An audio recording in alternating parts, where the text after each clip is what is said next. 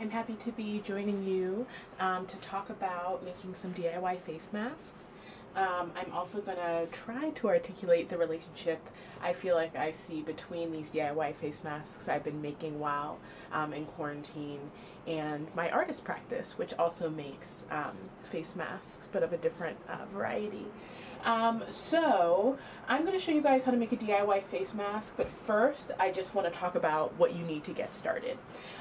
So if you want to follow along on the video, or if you want to follow along on the instructions I'm referencing, you're welcome to do so. I am referencing the New York Times mask making instructions. So if you just Google New York Times how to make a mask, that is the directive I am following. I made a little pattern, very basic pattern, that you'll see in those instructions. So you just start off by creating a rectangle that's 6.5 inches by 9.5 inches. I like to do that so if you're making a lot of masks, you don't have to measure each time. You can just go back and reference your pattern sheet here. So this mask I'm making for my sister. So whether you guys are making for yourselves or your friends or folks in your community, I would just be sure to be conscious about the materials that you're choosing. So I chose some pretty heavyweight fabric that used to be a pair of pants. When I hold them up to the light, I can't see through them, so that's great. They're also a little stretchy, which is nice, but they're still breathable. And to give you guys an example of the mask that I'm making, it's gonna look like this when we're done, okay?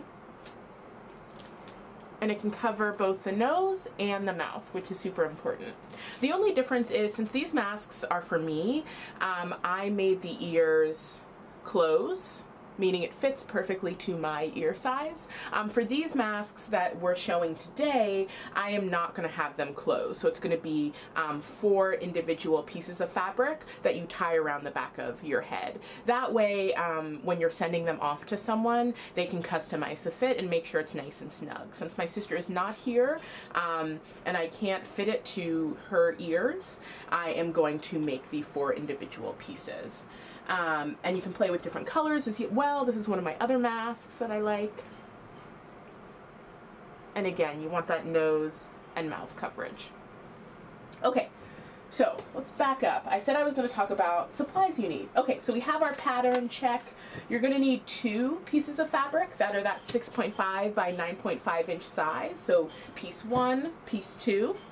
You're going to need the pieces for the straps we just talked about. So because, like I said, I'm doing the loose straps as opposed to the fixed straps around the ears, I'm making 4. If you guys do want to make that fixed strap that goes around your ear, you only need to cut out 2 of these flaps. And these are 18 inches long. So I have 4 of those here, and we'll talk about how to work with those later.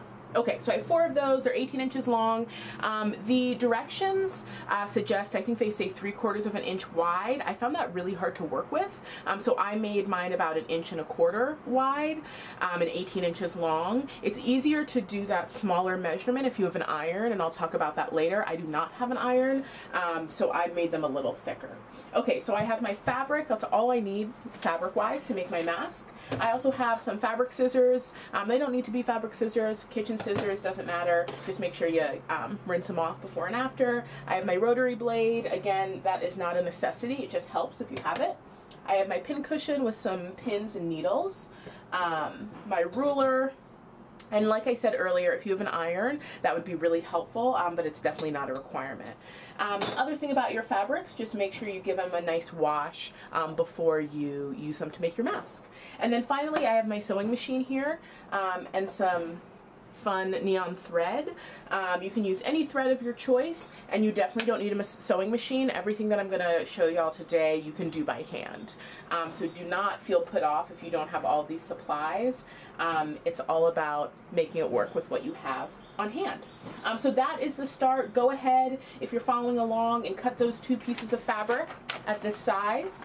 And cut your straps, either 4 or 2 of them, depending on the style you want to make. And like I said, mine are 18 inches long by 1.25 inches wide. Okay, I'll see you in our next segment when we actually do our construction.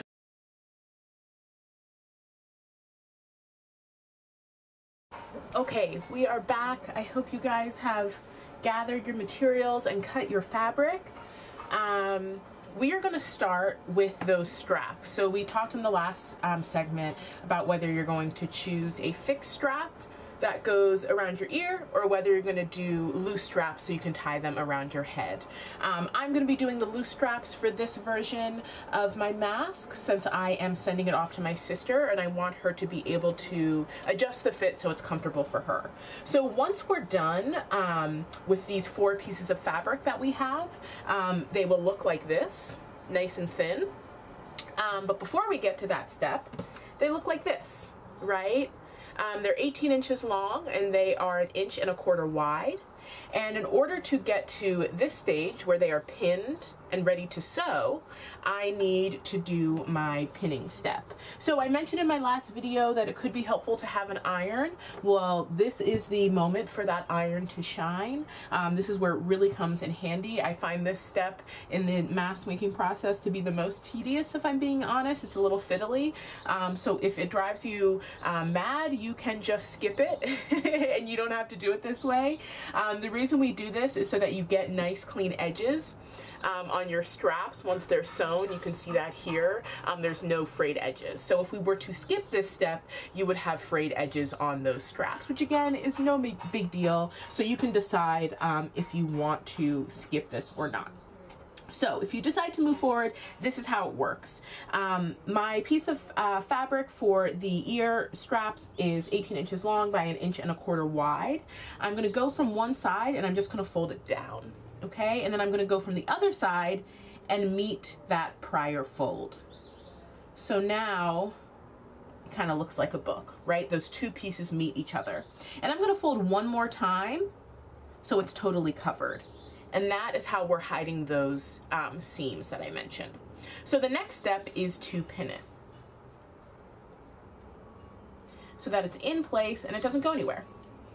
And you do this all the way down the length of each strap. So bear with me.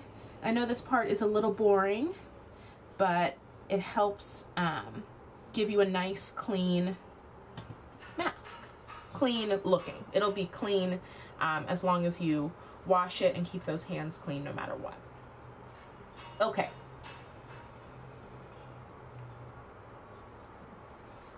Another thing to note, you guys, I'm keeping all the heads of my pins facing the same direction. That way when I do my sewing, it's really easy to remove them as I go.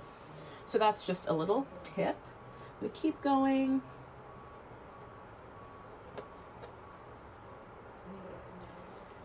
And like I said, since this part is a little tedious, just be patient. Since I've done a few of these, I know it is tempting to try to rush. But just take your time. You'll get there.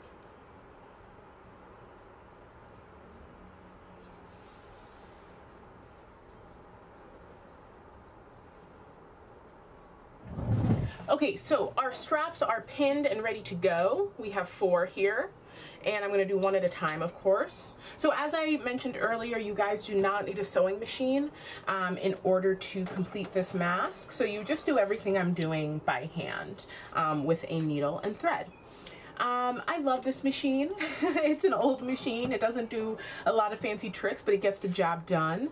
I've had it for a long time. My grandma Nan taught me how to sew, and she gave me this machine when I was probably about 10 or 12 years old, so I've had it for a while.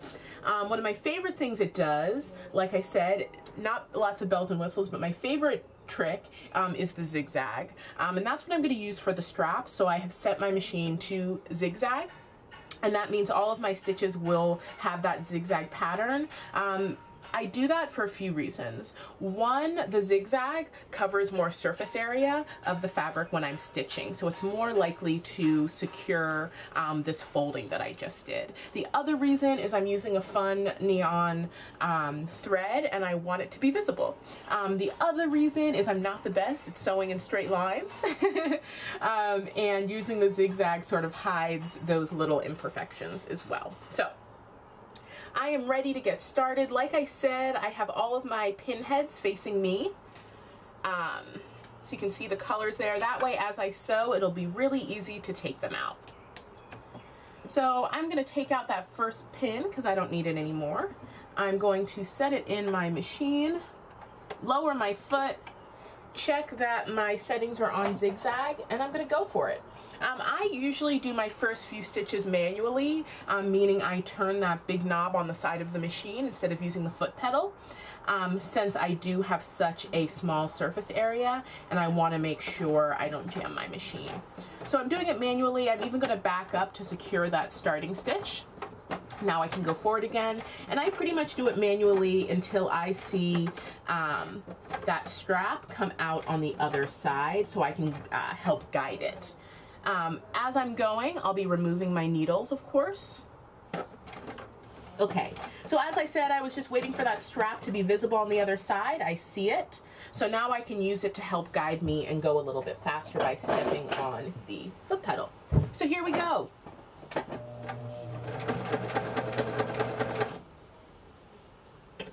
Remember, we're removing those needles as we go.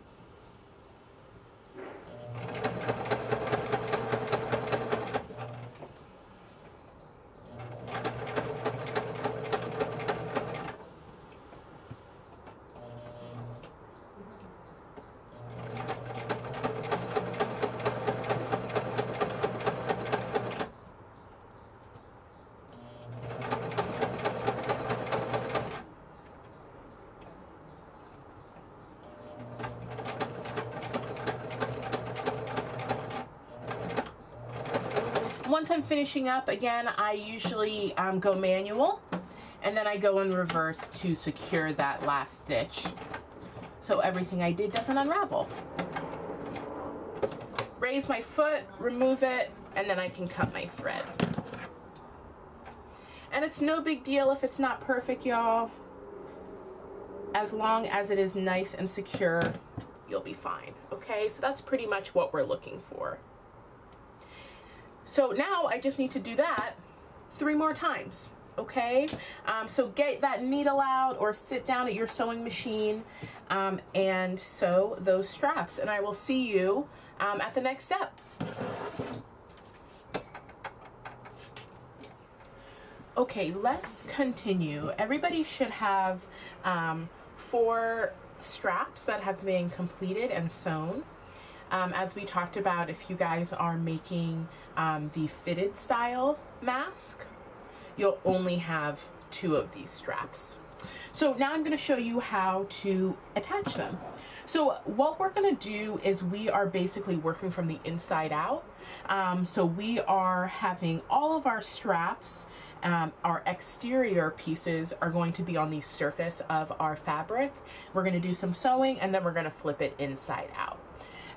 So whatever side of the fabric that you want facing the exterior world is going to be the side of the fabric you want to pin your straps to. So I want my nice pattern fabric facing outwards, so that is the side I'm going to pin to. But if I wanted my white side facing outward, that is the side that I would pin to. Okay, so you can see here that I have my pins in the corners. That's what we're looking for. I've also bunched up my excess straps and just put a needle through the middle so that they are easier to handle when I get to sewing. So I have 3 of my corners done, and I just left 1 incomplete so I could show you guys how I do it. And I just wanted to take a moment again for those of you who are doing the fitted style mask to show you how you would attach those straps. So if you were doing the fitted style, instead of having 4 straps, you would have 2. And you would just put one end in your bottom corner and one end in your top corner. And of course you would have measured to know the distance you need, and you would pin accordingly. So you're gonna have far more excess if you make the fitted style mask, and there's no need to worry about that because all of this excess that we see hanging off the edges of our mask will eventually be hidden inside the mask once we turn it inside out. Okay, so for those of us who are making the style I'm making right now, the 4-strapped mask, I will show you how to attach your straps.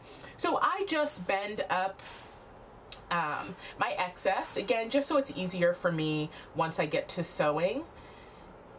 There's no right or wrong way to do this. And then I'm just going to stick a pin in it so it doesn't get in my way. All right.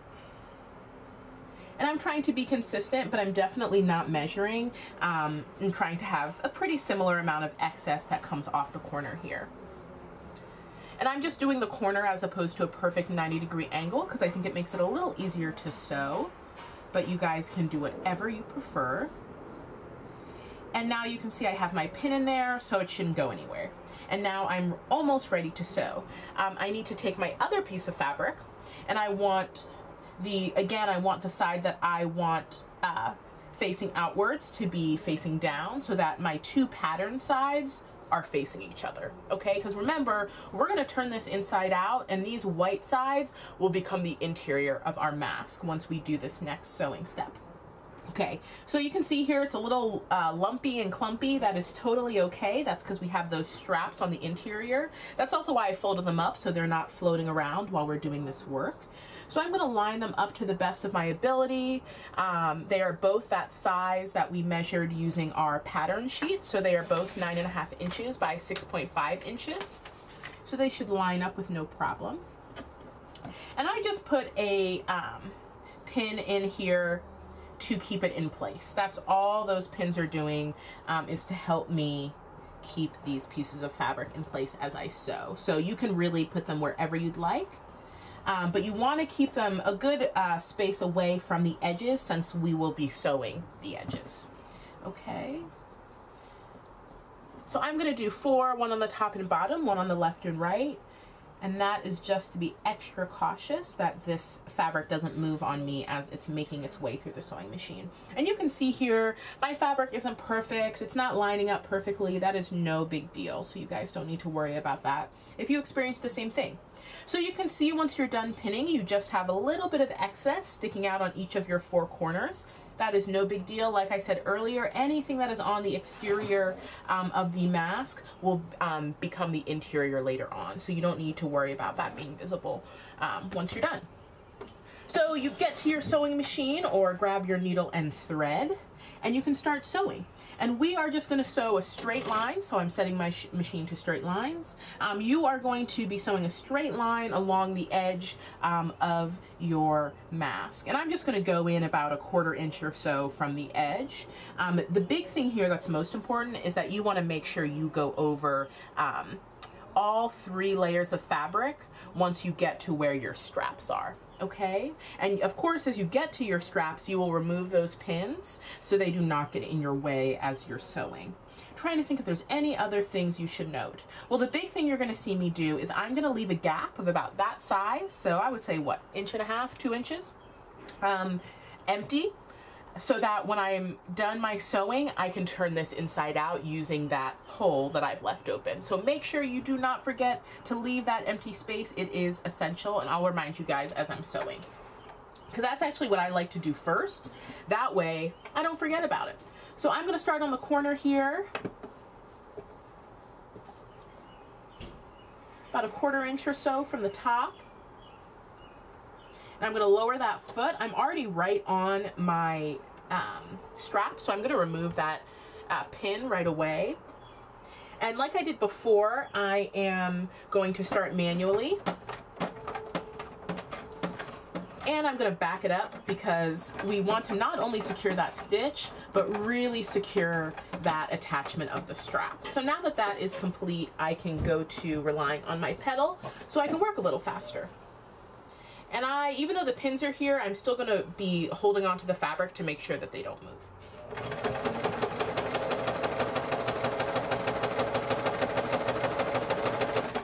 Okay, as I mentioned, we're going to leave that little gap. So I'm going to stop. I'm going to put my machine in reverse, and I'm going to manually do a few back stitches just to secure that stitch. I'm going to raise the foot, pull it out, and cut it with my scissors. And then I'm going to continue sewing leaving about an 1.5 or 2 inch gap in between my prior stitch and where I'm going to begin again.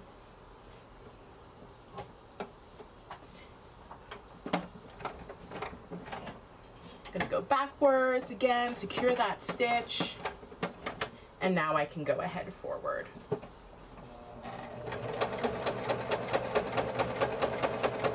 I'm about to get to my second strap, so I'm going to remove that pin, and I'll be using my finger to secure it in place. Again, whenever I get to my strap, I want to make sure I go in reverse so that I can make sure that that strap is nice and secure. Great. Now I'm ready to turn, so I just lift my foot and turn my fabric. And make sure I lower the foot in the same area where I stopped last time.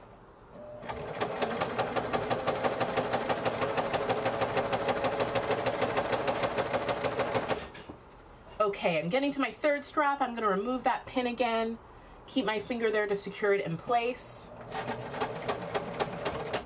I will reverse over that strap to make sure it's nice and secure, and then I can continue on by raising the foot and turning one more time to do my other long side.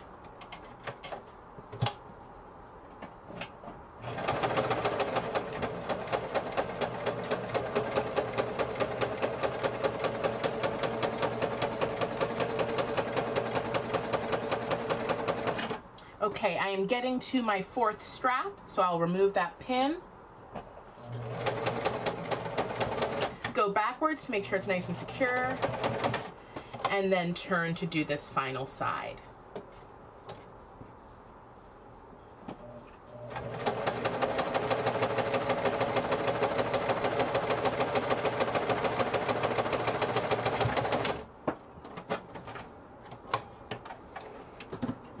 And I did it really quick, so you guys may not have seen it, but I did do one final reverse on that last stitch to secure all the work I just did. And I'm just going around and cutting any stray loose pieces of thread. And then I can remove my pins. You can see here that I have that gap, and that's what is going to allow me to turn this inside out. So let's remove our pins or needles, whatever you're using to secure your fabric in place. And I'm going to try to be gentle, and I'm going to turn this inside out, remembering that my straps will probably need to come out one at a time since they're in those thick bundles, if y'all remember. Here's some of the strap.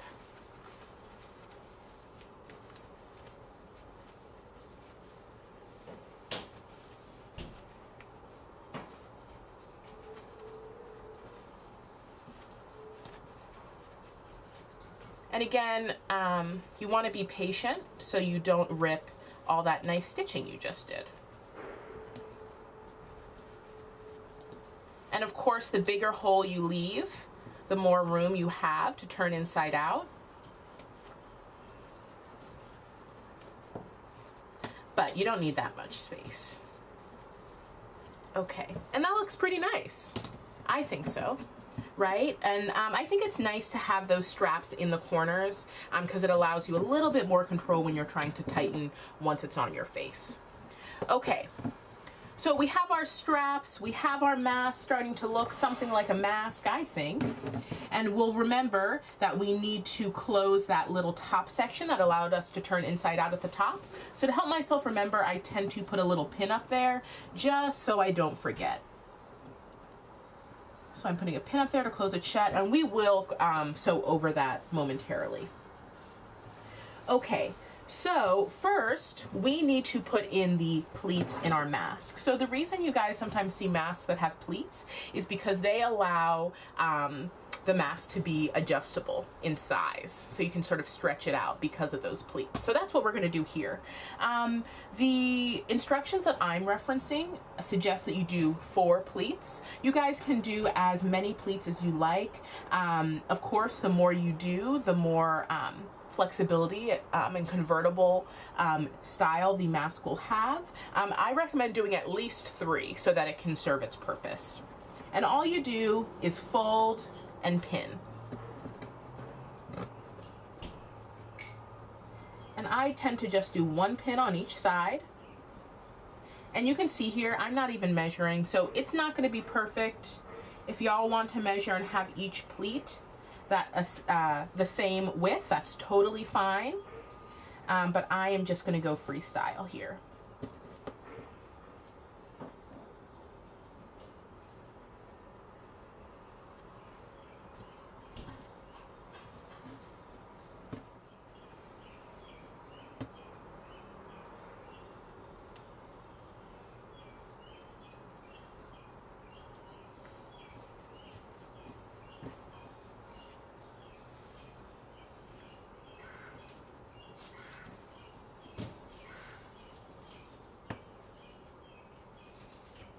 So you can see, as I mentioned earlier, I'm just doing 3 pleats.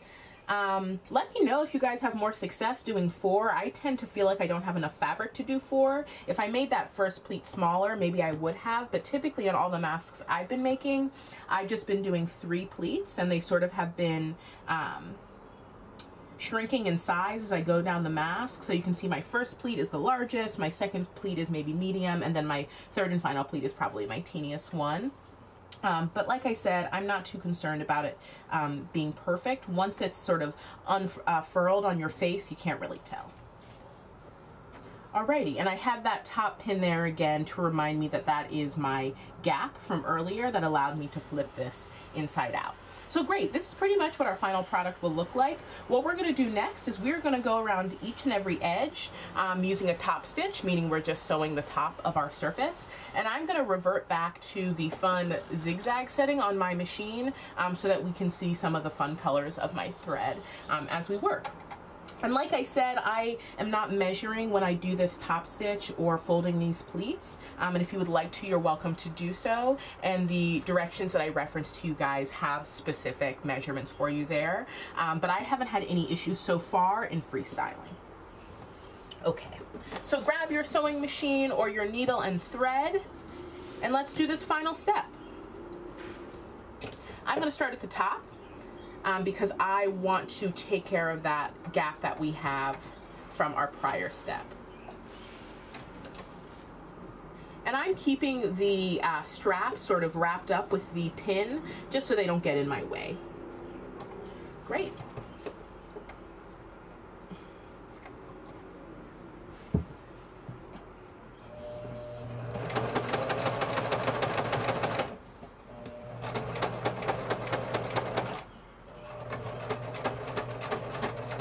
I'm getting to that gap area, so I'm going to remove my pin, but I'll use my fingers to hold the fabric in place.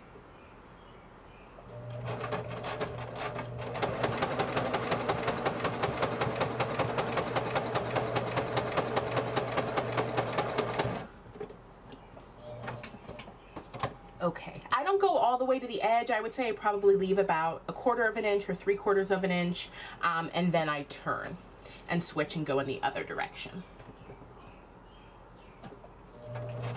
And as I'm sewing, I want to remove those needles.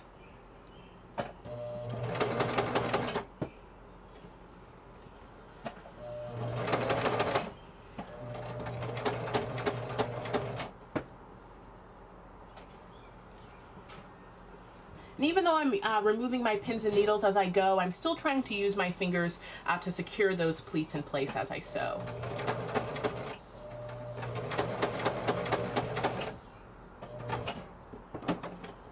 So the reason I'm slowing down here is because this third and final pleat is so close to the edge of my fabric. I want to make sure I'm at the right spot so I do not sew down this third pleat, right? Because I could sew over this and then that pleat wouldn't be effective. So make sure you're not sewing over that final pleat.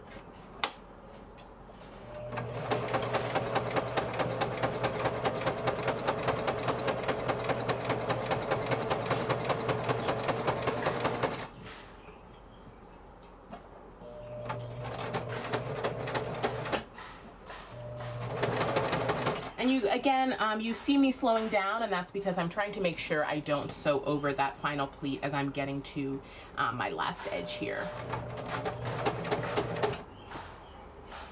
Okay. I can see my machine isn't too happy with me, which is why I'm switching to manual.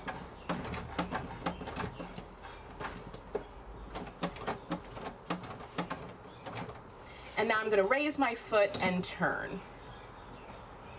And again, since I removed that pin a little early, because I could tell that my machine wasn't too happy, I want to make sure I'm still having that pleat by folding it down and lowering the foot as soon as I can. Removing pins as I go.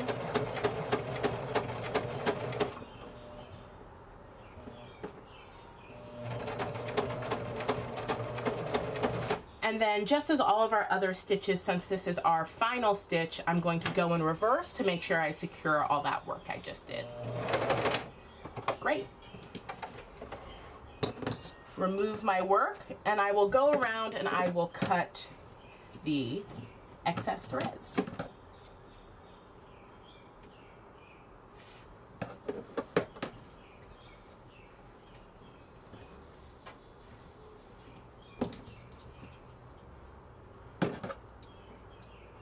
Great. Now is the time to remove the pins that are holding our straps down.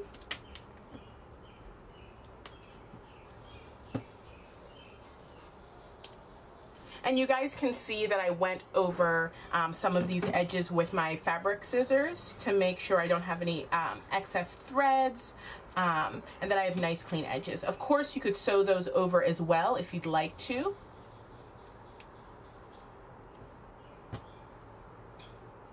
But that looks pretty good to me. Okay, so we did it. There's your face mask. Okay, really quick, I just wanted to give you guys an opportunity to see the mask up close and personal.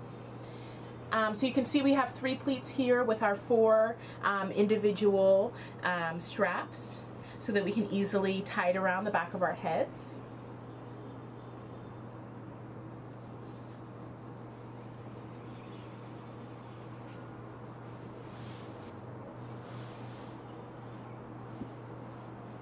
Or maybe you ended up with a fixed style mask if you only use 2 straps. That would look like this.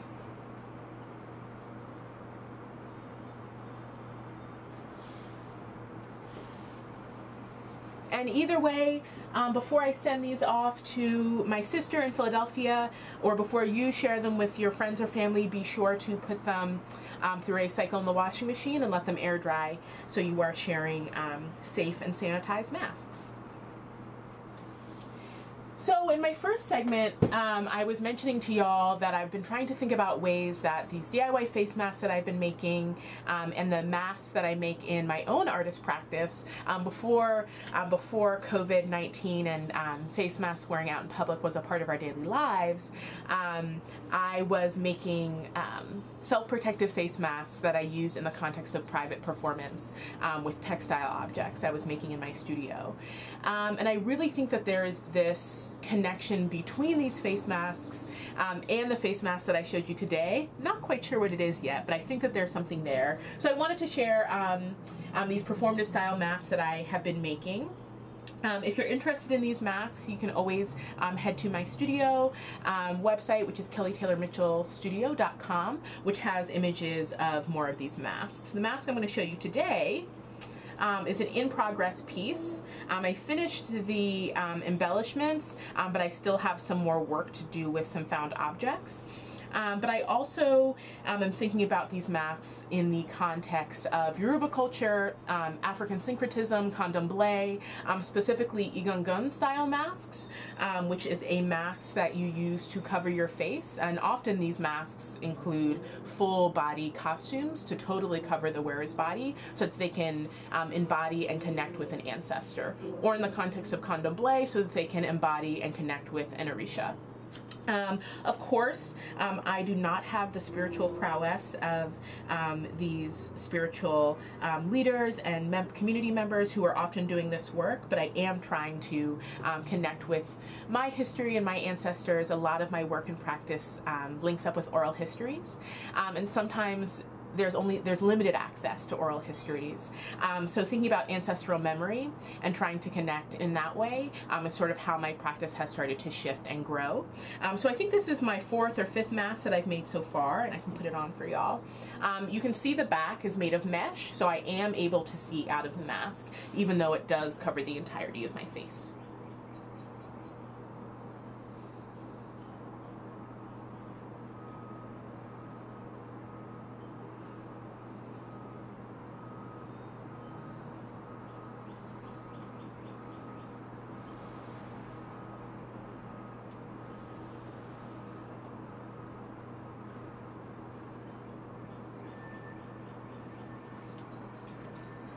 So I would love to talk more about my mask making and my studio practice, but I don't want to keep you guys from making your DIY face masks, so please get to it. Let me know if you have any questions, or I can offer any more support or insights, but definitely feel free to take things into your own hands, get creative. They don't have to be perfect.